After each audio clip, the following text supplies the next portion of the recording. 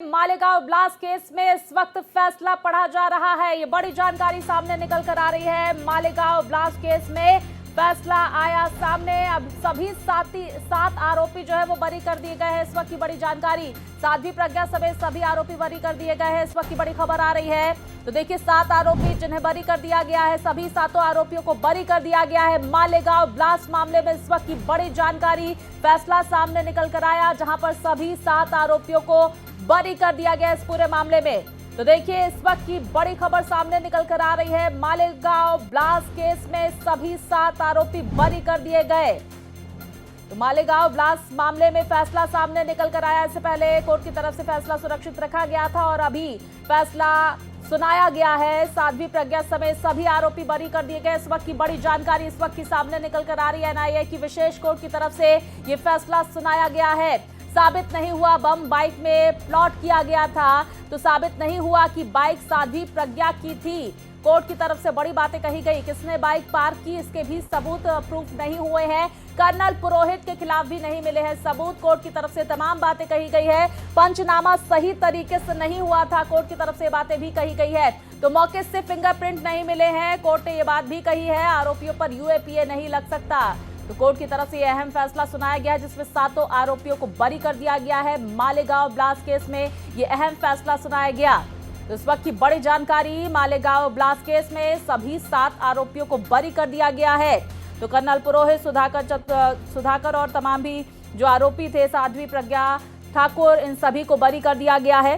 Sadhvi Pragya, lieutenant colonel पुरोहित समेत सभी बरी किए गए हैं। सबूतों के अभाव में कोर्ट ने सभी को बरी किया। इस वक्त की बड़ी जानकारी सामने निकल कर आ रही है। साथ ही साथ कोर्ट की तरफ से कहा गया कि किसने बाइक पार्क की, इसके भी सबूत नहीं है। तो बड़ी जानकारी, मालेगांव ब्लास्ट केस में सभी 7 आरोपियों को बरी कर दिया गया। आरडीएक्स लाने, बम लगाने के भी सबूत नहीं है, ये बातें कोर्ट की तरफ से कही गई है। एनआईए कोर्ट ने सभी आरोपियों को बरी किया है। इस वक्त की बड़ी जानकारी सामने निकल कर आ रही है महाराष्ट्र से। तो महाराष्ट्र के मालेगांव ब्लास्ट केस में सभी 7 आरोपियों को बरी किया गया है। साध्वी प्रज्ञा, लेफ्टिनेंट कर्नल पुरोहित समेत सभी आरोपी बरी कर दिए गए हैं। और देखिए, तस्वीरें भी सामने निकल कर आ रही है। फिलहाल इस वक्त की बड़ी खबर आपको बता दें, सभी 7 आरोपियों को इस केस में बरी किया गया है। मालेगांव ब्लास्ट केस से जुड़ी ये बड़ी जानकारी देखिए। 29 सितंबर 2008 का ये मामला, जब मालेगांव में बम ब्लास्ट हुआ था, 6 लोगों की मौत हो गई थी, 100 से ज्यादा लोग इसमें घायल थे। और अक्टूबर 2008 में महाराष्ट्र एटीएस की तरफ से जांच शुरू की गई। साध्वी प्रज्ञा और कर्नल पुरोहित सहित कई लोग गिरफ्तार किए गए थे। अब देखिए, 2009 में जांच एनआईए को सौंप दी गई थी। 2011 में एनआईए की तरफ से अपनी पहली चार्जशीट दायर की गई थी। विस्तार से जानकारी के साथ मेरी सहयोगी आंचल हमारे साथ जुड़ गई है। आंचल, क्या कुछ आदेश आया एनआईए कोर्ट की तरफ से?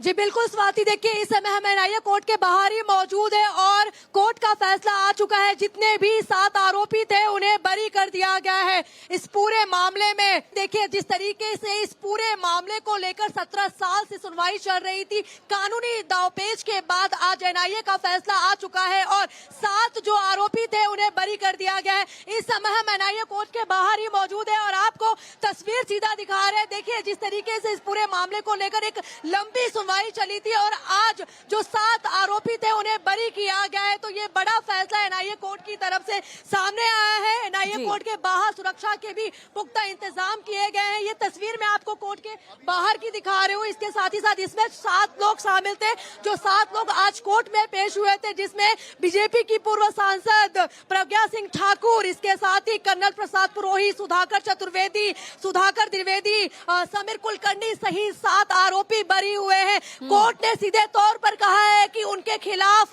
कोई भी सबूत नहीं मिला है कि उन्हें दोषी करार दिया जाए। सबूतों के अभाव में आज 7 आरोपियों को बरी किया गया है। तो ये बड़ा फैसला इस पूरे मामले में आया है। आपको बता दें कि जब 2008 में मालेगांव में ब्लास्ट हुआ था, तो उसमें 6 से ज्यादा लोगों की मौत हुई थी और 100 से ज्यादा लोग घायल हुए थे। हम बात करने की कोशिश करेंगे। देखिए, ये तस्वीर मैं आपको एनआईए कोर्ट के बाहर की दिखा रही हूँ। जिस तरीके से भीड़ है, बैरिकेडिंग की गई है, पुलिस यहाँ पर लोगों को आने नहीं दे रही है, लेकिन एक बड़ा फैसला एनआईए की तरफ से आया हुआ है। तो जिस तरीके से यहाँ पर पुलिस की तैनाती है और सुरक्षा के पुख्ता इंतजाम किए गए हैं, ये फैसला कहीं ना कहीं पूर्व सांसद जो बीजेपी की सांसद रह चुकी है उनके पक्ष में आया है।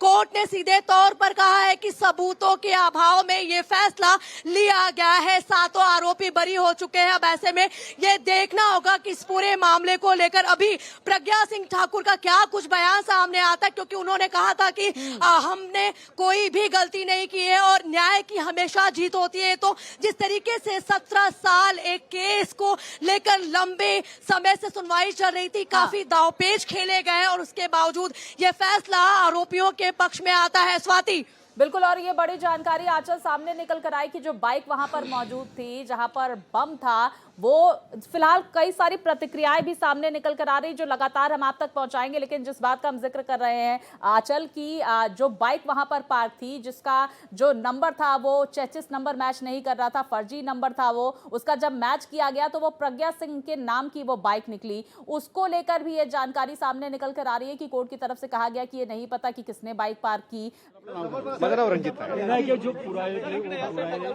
जो सबूत थे वो कंटेम्प्रेरी से खारिज कर दिया गया है। जो पुरावे उन्होंने दाखिल किए थे जो एक्यूज के अगेंस्ट में सफिशिएंट नहीं थे, जो आरडीएक्स की थी और साजिश, जी आरडीएक्स नहीं मिला है ऐसा डिक्लेयर किया गया। भोपाल और फरीदाबाद में नहीं हुई थी ये बात भी कही गई है। सभी की जो सेक्शन थी उसके सैंक्शंस को भी हटा दिया गया है। कौन से ही सेक्शन अनएप्लीकेबल थे।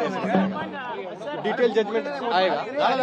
डिटेल जजमेंट कब तक एक्सपेक्ट कर सकते हैं? 12 घंटे लगेंगे ऐसा साहब ने कहा है कि अपलोड होने को टाइम लगेगा। डिटेल जजमेंट 12 घंटे के बाद 1000 पेज के ऊपर कुछ है तो थोड़ा सा समय लगेगा। बार हिंदू दहशत का ये सिर्फ पॉलिटिकल नरेशन था और कुछ भी नहीं था। और जो आपका जो आतंकवाद का विषय था ऐसा कोई विषय है नहीं। और कोर्ट ने आज साबित कर दिया है कि 17 साल के बाद कि ये कोई घटना इन लोगों से की गई नाही हो। उशीर लागला पण कसं होतं की व्हॉल्युमनस विटनेस होते, 325च्या जवळजवळ विटनेस होते, ते सगळं घेण्यासाठी वेळ लागला। परंतु ज्या पद्धतीने सगळा हा राजकीय हेतू पुरस्कार वाद सुरू होता, हा त्या काळातला एनसीपी आणि काँग्रेसने केलेला षडयंत्र होता। काही दुसऱ्या पक्षांनी समोर येऊ नये ह्याच्याकरिता होलं, बाकी तर दुसरं काही नाही। ओनली पॉलिटिकल नैरेटिव है। मैं एक्यूज नंबर 11 का वकील हूँ, रंजीत नायर नाम है मेरा। तो देखिए, रंजीत नायर जो आरोपी नंबर 11 के वकील थे, उनकी तरफ से कहा गया कि किस तरह से राजनीतिक षड्यंत्र, राजनीतिक मंशा के तहत इस तरह की कार्रवाई की गई थी। सबूतों के अभाव में फिलहाल ये बड़ी जानकारी सामने निकल कर आ रही है कि 7 आरोपियों को बरी कर दिया गया है। लगातार मेरी सहयोगी आंचल हमारे साथ बनी हुई है, प्रतिक्रियाएं भी हम आप तक पहुंचा रहे हैं। इस वक्त की बड़ी जानकारी महाराष्ट्र के मालेगांव ब्लास्ट केस में सामने निकल कर आ रही है, जहां पर कोर्ट ने सभी 7 आरोपियों को बरी कर दिया गया है। इस वक्त की अपडेट क्या कुछ आंचल आपके पास सामने आ रही है? और ये जानकारी रंजीत नायर देते हुए नजर आ रहे थे कि कोर्ट ने भी कहीं ना कहीं एक्सेप्ट किया कि राजनीतिक षड्यंत्र के तहत ये पूरी कार्रवाई की गई। जी बिल्कुल स्वाति, जब मालेगांव में ये हमला हुआ था, ये विस्फोट हुआ था, तब राज्य में कांग्रेस की सरकार थी और उस दरमियान जो भी चीजें हुई थी उसको लेकर पुख्ता तरीके से जो जांच है वो किया जा रहा था। कोर्ट की तरफ से अभी जो बयान दिया गया है, कहा गया है कि जितने भी सबूत मिले हैं वो सभी सबूत इनके पक्ष में नहीं मिले हैं, मतलब कि ये आरोपी नहीं है। और जिस तरीके से जांच किया जा रहा था, ये भी कहा जा रहा था कि जो बाइक वहां पे रखा गया था, वहां पर जो चीजें मिली थी वो प्रज्ञा ठाकुर के खिलाफ नहीं मिली थी। तो ऐसे में इनको आरोपी नहीं बनाया जा सकता है। और ऐसे में कोर्ट ने कहा है कि सबूतों के अभाव में सारे आरोपियों को बरी किया जाता है। इसके साथ ही जो आरोपी है उनके वकील बाहर आकर अपने बयान दे रहे हैं। इसके पहले हमने आरोपियों से बातचीत की थी, जब सुनवाई नहीं हुई थी उस दरमियान, तो उन्होंने कहा था कि हम इस पूरे मामले में निष्पक्ष तरीके से निर्दोष साबित होंगे और कोर्ट की तरफ से यही फैसला आता है। हालांकि 17 साल एक लंबा वक्त होता है स्वाति किसी भी मामले में सुनवाई को लेकर, और 17 साल के बाद जिस तरीके से छानबीन की जाती है, एक एक सबूत जुटाया जाता है, उसके बाद कोर्ट का फैसला आता है। एनआईए कोर्ट के बाहर का हम आपको तस्वीर दिखाने की कोशिश करेंगे। देखिए लगातार यहाँ पर पुलिस की जो निगरानी है वो बनी हुई है, क्योंकि देखिए प्रज्ञा सिंह ठाकुर जो लगातार इस पूरे मामले में हायरिंग के लिए यहाँ पर पहुंच रही थी, और जब भी हम उनसे बातचीत करने की कोशिश करते थे तो उनका यही कहना है कि सत्य की हमेशा जीत होती है, और ये फैसला उनके पक्ष में आया है। तो कहीं ना कहीं ये बीजेपी के लिए, साथ ही साथ जो पूर्व सांसद रह चुकी है प्रज्ञा सिंह ठाकुर, उनके लिए महत्वपूर्ण दिन है आज का, क्योंकि इस पूरे मामले में एक बड़ा फैसला, 6 लोगों की मौत हुई थी और 100 से ज्यादा लोग घायल हुए थे। सबूतों के अभाव में उन आरोपियों को बरी किया गया है। शायद अभी कुछ देर में जितने भी आरोपी थे वो बाहर आए, प्रज्ञा सिंह ठाकुर बाहर आए, और उनके बयान भी हमें सुनने को मिलेंगे। स्वाति, लेकिन आंचल ये भी समझने की यहाँ पर कोशिश होगी कि जब 2023-24 को इस पूरे मामले पर सुनवाई हो रही थी, उस दौरान लगभग 300 से ज्यादा लोगों के बयान दर्ज किए गए थे, और 34 या 35 के लगभग लोगों ने अपने बयान पलट दिए थे इस तरह की। और बाकी जो लोग हैं उनकी तरफ से बयान को लेकर क्या कुछ जानकारी और सबूतों का अभाव जो प्रमुख कारण बताया जा रहा है 7 लोगों को बरी करने को लेकर। हालांकि विस्तार से इस पर तमाम जो है वो सामने निकल कर आएगा पूरा फैसला, लेकिन शुरुआती तौर पर क्या प्रमुख पॉइंटर्स, क्या प्रमुख टिप्पणी जो कोर्ट की तरफ से की गई है, एनआईए कोर्ट ने क्या कुछ कहा है? जी बिल्कुल स्वाति, देखिए जब मालेगांव में बम ब्लास्ट हुआ था तो वहां पर जो चीजें मिली थी, फिर चाहे वो बाइक मिली हो या फिर कुछ दूसरी चीजें, उसको लेकर भी छानबीन किया जा रहा था। वहां पर ये भी कहा गया कि जो फिंगरप्रिंट है वो भी नहीं मिले थे, उसके भी जो सबूत है वो नहीं लिए गए थे। और लगातार देखिए ये पहली बार नहीं है जब इस मामले को लेकर जांच किया जा रहा है, इसके पहले भी कई समय से इस पूरे मामले को लेकर जांच किया जा रहा था, और जो सबूत है वो जुटाने की कोशिश जरूर की जा रही थी, फिर चाहे वो आरोपी के पक्ष में हो या फिर विपक्ष में। तो जिस तरीके से इस पूरे मामले को लेकर अभी कोर्ट की तरफ से कहा जा रहा है कि जो सबूत है वो नहीं मिले हैं, सबूत के अभाव थे, इसके साथ ही जो फिंगरप्रिंट है उसके भी जांच नहीं किए गए थे, जो बाइक वहां पर रखा गया था वो बाइक प्रज्ञा सिंह ठाकुर का था या नहीं ये भी तय नहीं हुआ। तो ऐसे में उन्हें आरोपी सिद्ध नहीं किया जा सकता है। ऐसे कई टिप्पणियों को लेकर कोर्ट की तरफ से ये फैसला सामने आया है। तो ऐसे में कह सकते हैं कि अब ये देखना होगा कि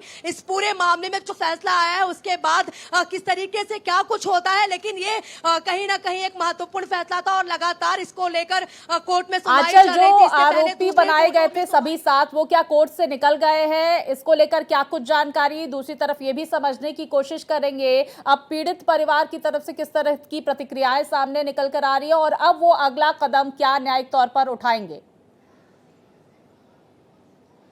जी बिल्कुल स्वाति, देखिए जिस तरीके से पीड़ित परिवार की बात करें तो उनसे हमारी बातचीत नहीं हो चुकी है, लेकिन अभी जो मौजूदा हालात है यहाँ पर एनआईए कोर्ट में जितने जो 7 आरोपी हैं वो मौजूद है, और कुछ ही देर बाद वो बाहर आएंगे, क्योंकि देखिए फैसला उनके पक्ष में आया है तो कहीं न कहीं उनमें खुशी की लहर भी नजर आएगी, लेकिन अभी तक वो बाहर नहीं आए हुए हैं। ये तस्वीर मैं आपको कोर्ट के बाहर की दिखा रही हूँ कि पुलिस की जिस तरीके से बंदोबस्त है, यहाँ पर चप्पे चप्पे पर पुलिस है और यहाँ पर जामर भी लगाया गया है। ऐसे में वो अगर आरोपी बाहर आते, प्रज्ञा सिंह ठाकुर बाहर आती हैं, तो कई जो बयान है वो सामने आएंगे, और कोर्ट में ने उनके पक्ष में फैसला सुनाया, इसको लेकर भी वो कई जो प्रतिक्रिया है वो देंगे।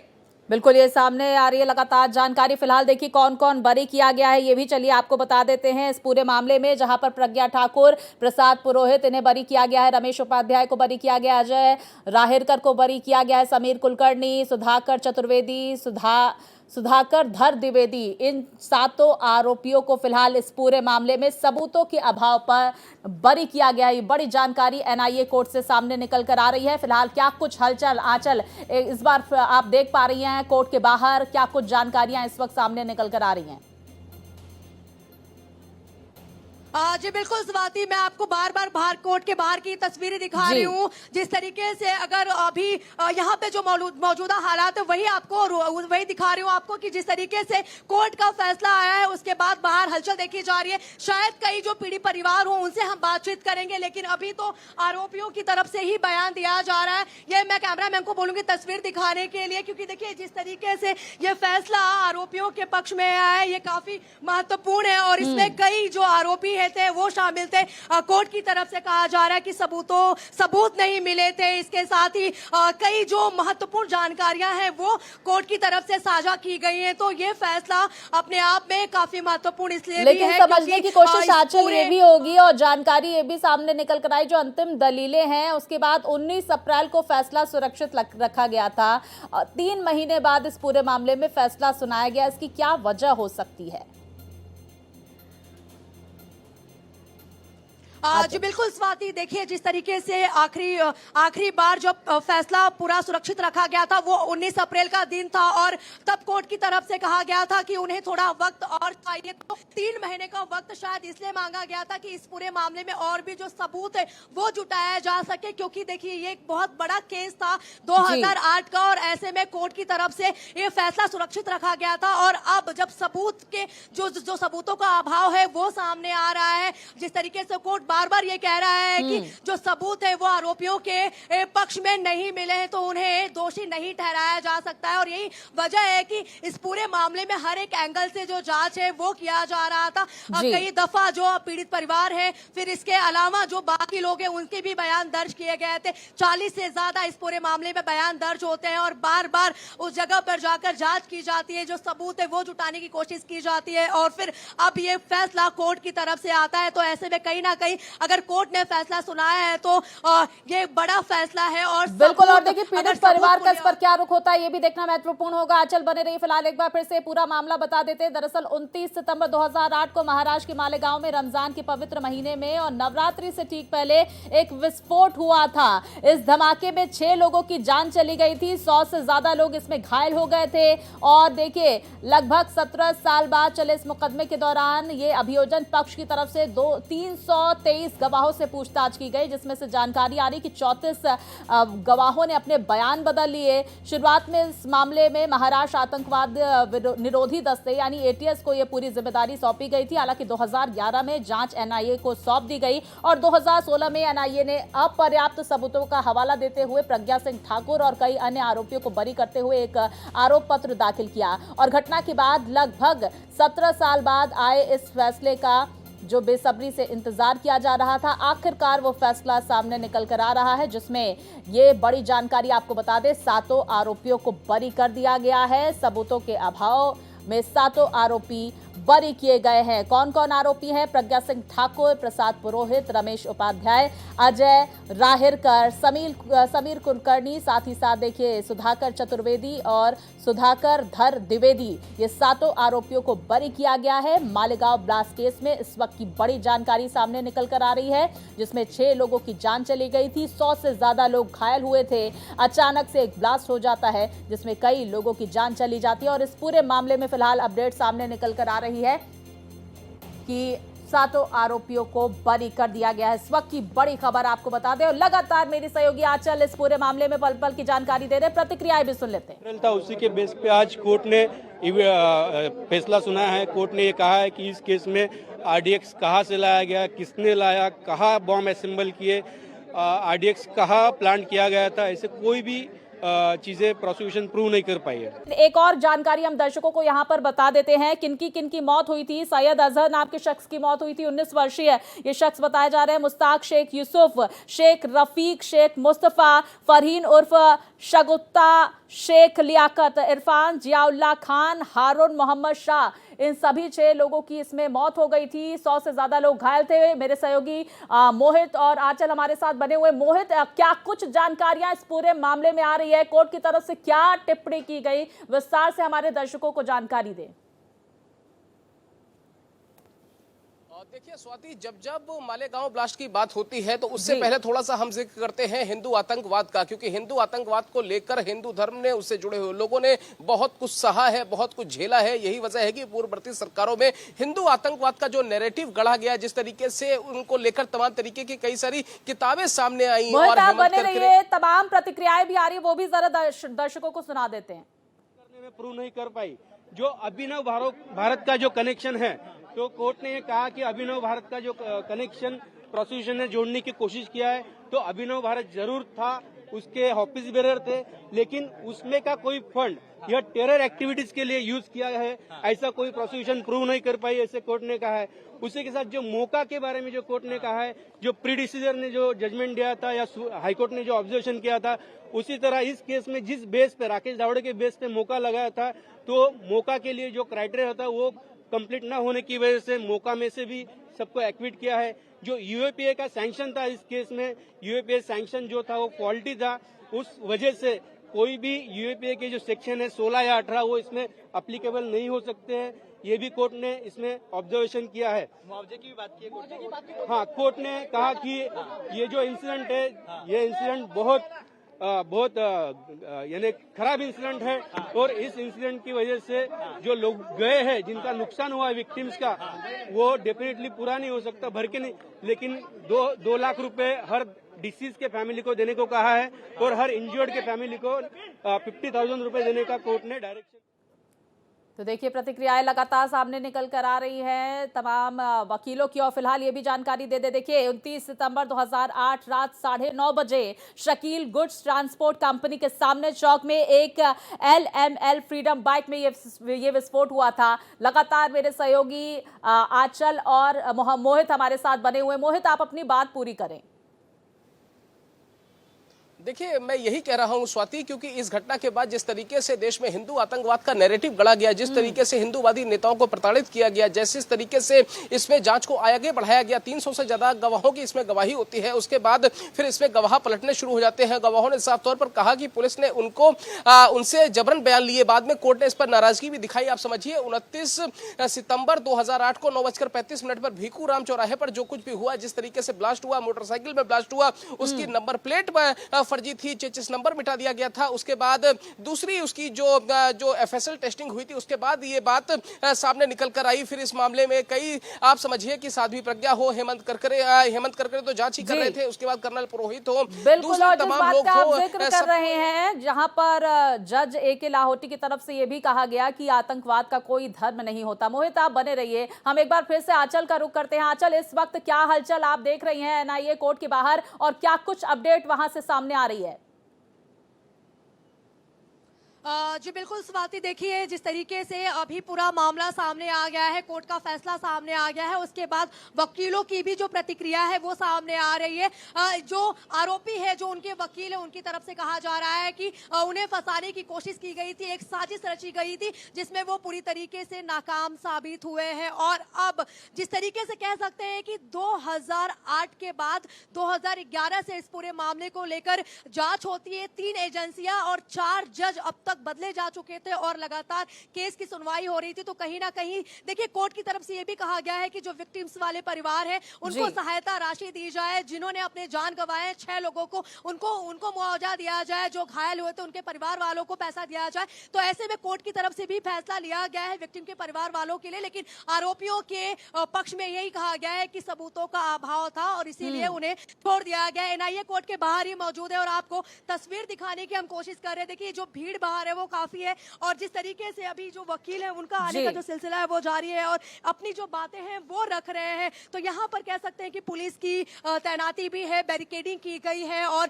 लगातार इस पूरे मामले को लेकर जो बयान है वो सामने आ रहा है। अभी आरोपियों के बयान सामने नहीं आए हैं स्वाति, तो ऐसे में अब देखना होगा कि आरोपियों की तरफ से क्या कुछ इस पूरे मामले को लेकर कहा जाता है, क्योंकि उन्होंने भी एक बरी कर दिया गया है, और क्या कुछ प्रतिक्रियाएं लोगों की सामने निकल कर आती है। लगातार इस पर हमारी नजर बनी हुई है। आंचल, बने रहिए। मोहित, मैं आपका रुख करूंगी। NIA कोर्ट की तरफ से बड़ा आदेश जारी किया गया, सबूतों के अभाव में 7 आरोपियों को बरी कर दिया गया। अब विक्टिम्स की जो फैमिली है, पीड़ितों की, उनके पास क्या कुछ ऑप्शन बच जाता है?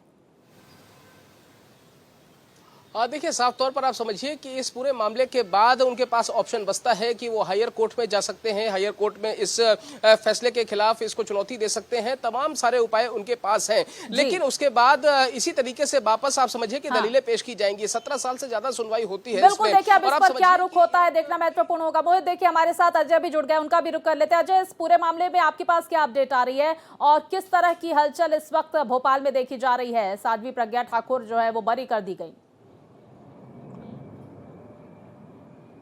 देखिए, भोपाल सांसद रही हैं साध्वी प्रज्ञा ठाकुर, और जब इस मामले में उनसे कई बार जब बात होती थी तो जी। अपने आप को वो निर्दोष बताती थी, और उनका साफ तौर पे कहना था कि जब यूपीए शासनकाल में उनको काफी टॉर्चर किया गया एनआईए द्वारा, तमाम अधिकारियों द्वारा, जिसके कारण वो चल फिर नहीं पाती थी, उनके स्पाइनल कॉर्ड में दिक्कत आ गई थी, काफी परेशानियों से जूझ रही थी, तमाम तरीके से उन्होंने इलाज कराए, लंबे समय तक वो बेड पर रही। उसके बाद भी यहाँ पर दिग्विजय सिंह, दिग्विजय सिंह उनको हराया था 2018 जी। के लोकसभा चुनावों में, और भोपाल से वो सांसद चुनी गई थी, काफी बड़े अंतर से हराया था। और हालांकि दिग्विजय सिंह सहित तमाम सारे जो कांग्रेसी हैं, ये भगवा आतंकवाद की जो बात सामने आई थी वो उसी समय आई थी, और इसी प्रकरण को लेकर सामने आई थी, तो इसी को लेकर बिल्कुल प्रतिक्रिया भी देखिए आ रही है। अजय, ये कमलनाथ ने भगवा अभी हाल ही आतंकवाद में का जो प्रतिक्रिया नैरेटिव दी सेट है किया जा रहा कि, था वो इस वक्त खोखला साबित होता हुआ, सबूतों के अभाव में सातों आरोपियों को बरी कर दिया गया है। एनआईए कोर्ट की तरफ से